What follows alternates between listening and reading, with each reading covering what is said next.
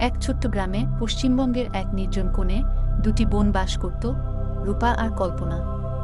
গ্রামটির নাম ছিল চাঁদপুর, যেখানে প্রাচীন মন্দির, অন্ধকার গলির সিঁড়ি আর অতীতের কুৎসিত স্মৃতি ছিল। রূপা এবং কল্পনা দুই বোনের মধ্যে ছিল এক অদ্ভুত সম্পর্ক। তারা একে অপরকে খুব ভালোবাসত, কিন্তু তাদের মধ্যে একটি অদৃশ্য দেয়াল ছিল।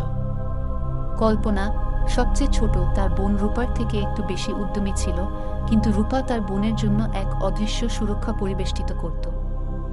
এমনই এক রাতের কথা, যখন কল্পনা এবং রূপা একে অপরকে অনেক দিন পর দেখা পেয়েছিল।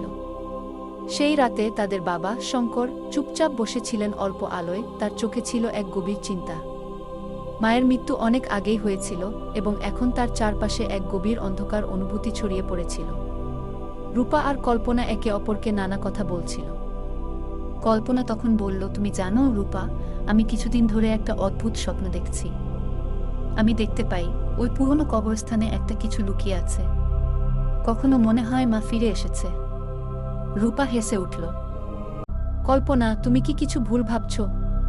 মা তো বহু বছর আগে চলে গিয়েছেন। কিন্তু কল্পনা জানত না সে ঠিক কী অনুভব করছিল। রাতে কবরস্থানে যে উপস্থিতি ছিল তা সারা শরীরে এক অদ্ভুত শীতলতা ছড়িয়ে দিত। দিনের পর দিন কল্পনা ঠিক বুঝতে পারছিল না কেন তার মনের মধ্যে সেই ভয়ঙ্কর অনুভূতি থাকত। এক সন্ধ্যায় রূপা তার বোন কল্পনাকে বলল, চল আমরা আজকে মন্দিরের কাছে যাব। কিছু পুণ্য কাজ করলে হয়তো আমাদের মনের কষ্ট দূর হবে।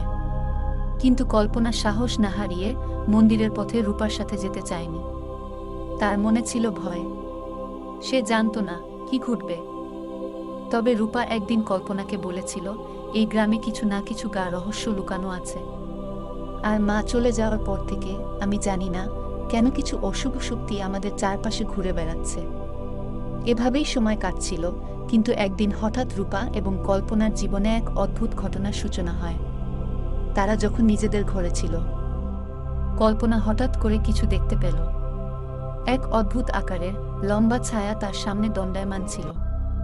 চোখ দুটো কালো হয়ে উঠেছিল এবং কল্পনা চিৎকার করে ওঠে, রূপা, এটা কি ছিল? আমি দেখতে পেলাম কিছু। রূপা রেগে গিয়েছিল। তুমি কি আরেকবার মিথ্যা বলছো?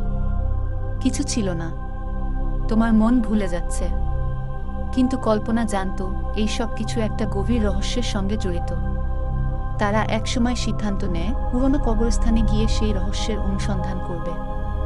সেদিন সন্ধ্যায় তারা কবরস্থানে পৌঁছায় এবং কল্পনা রূপার হাত ধরে চুপচাপ এক কোণায় দাঁড়িয়েছিল। কিছু সময় পর তাদের সামনে সেই ছায়া ফিরে আসে। কল্পনা অনুভব করে কিছু একটা অদ্ভুত শক্তি তার উপর আছড়ে পড়েছে। সেই শক্তি যেন তার শরীরে প্রবাহিত হচ্ছিল, যেন সে অন্য কোনো পৃথিবীর মধ্যে চলে গিয়েছে। ঠিক তখনই কবরস্থানের মধ্য থেকে একটা ভয়ঙ্কর হাড় ভাঙার শব্দ শোনা যায়। কল্পনা চোখে কিছু মুছতে গিয়ে এক অদ্ভুত দৃশ্য দেখে। এক পুরনো পোড়া মুখের নারীর ছায়া তার সামনে দাঁড়িয়ে আছে। সে মহিলার শরীরের নিচে একটা নীল আলো ঝলমল করতে থাকে। এটাই মা, কল্পনা কাঁপতে কাঁপতে বলে। এটাই মা, রূপা। ঠিক তখনই কবরস্থানের মধ্য থেকে একটা ভয়ঙ্কর হাড় ভাঙার শব্দ শোনা যায়। কল্পনা চোখে কিছু মুছতে গিয়ে এক অদ্ভুত দৃশ্য দেখে। এক পুরনো পোড়া মুখের নারীর ছায়া তার সামনে দাঁড়িয়ে আছে। সে মহিলার শরীরের নিচে একটা নীল আলো ঝলমল করতে থাকে।